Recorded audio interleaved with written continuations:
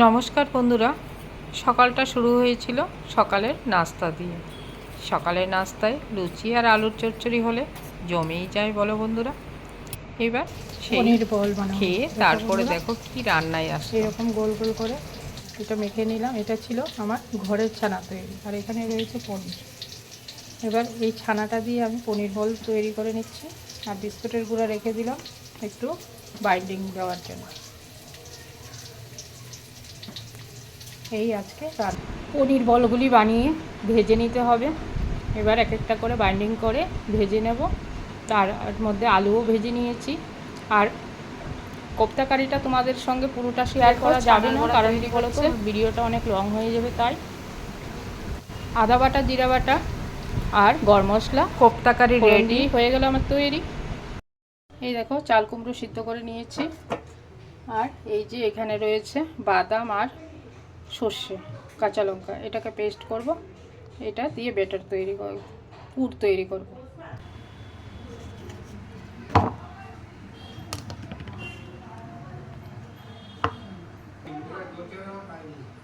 এই ব্যাটার তৈরি করার জন্য সামান্য পরিমাণ ময়দা নিয়ে নিলাম। তার মধ্যে সুজি নেব না, নেব বিস্কুটের গুঁড়ো। সঙ্গে নিয়ে নেব জল সামান্য পরিমাণ। তার মধ্যে দিয়ে দেবো নুন, কালারের জন্য হলুদ, ঝালের জন্য লঙ্কার গুঁড়ো। সমস্ত কিছু ভালোভাবে মিক্সিং করে নেব। একটু ঘন ঘন ব্যাটারটা হবে, কারণ একদম ছড়িয়ে না পড়ে ব্যাটারটা তেলের মধ্যে। আমি সামান্যই তেল দিয়েছি, যেহেতু চাটুর মধ্যে করছি। এইভাবে এক একটা দিয়ে ভালোভাবে ভেজে নিতে হবে। আঁচটা কমিয়েই রেখেছি, তাহলে ভাজাটা ভালো হবে।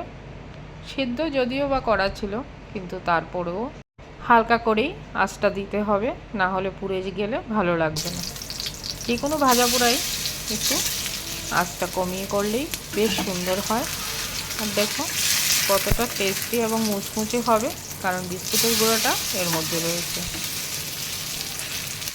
আমার হাজব্যান্ড চাল কুমড়ো এনেই বলবে চাল কুমড়োর তরকারি করো, আর আমার এই যে জিনিসটা না বানালে বেশ ভালো লাগে না। আমি এটা বানাবোই, আমার ভীষণ ভালো লাগে খেতে। এটা ভিতরে তিল দিয়েও করা যায়, তোমরা চাইলে করতে পারো। এই দিয়ে গরম গরম ভাত দিয়ে মেখে খেতে এত ভালো লাগে, আর সঙ্গে যদি হয় একটা কাঁচা লঙ্কা, ওফ দুর্দান্ত। তোমরা একবার করে খেয়ে দেখো যারা খাওনি এই রেসিপিটা চাল কুমড়োর। আর কচি চাল কুমড়ো হলে একটু ভালো হয়। আমার চাল কুমড়োটা একটু দানা হয়ে গেছিলো, ঘরে যেহেতু ছিল। দেখো কতটা সুন্দর হয়েছে।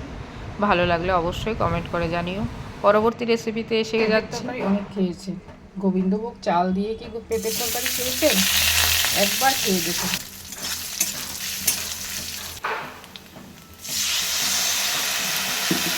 হালকা জিরা আদা বাটা, সামান্য নুন, সামান্য একটু চিনি, চাইলে স্কিপ করতে পারে। এবার সিদ্ধ করা পেঁপেগুলো দিয়ে দেবো, একটু হালকা ভাপিয়ে নিয়ে।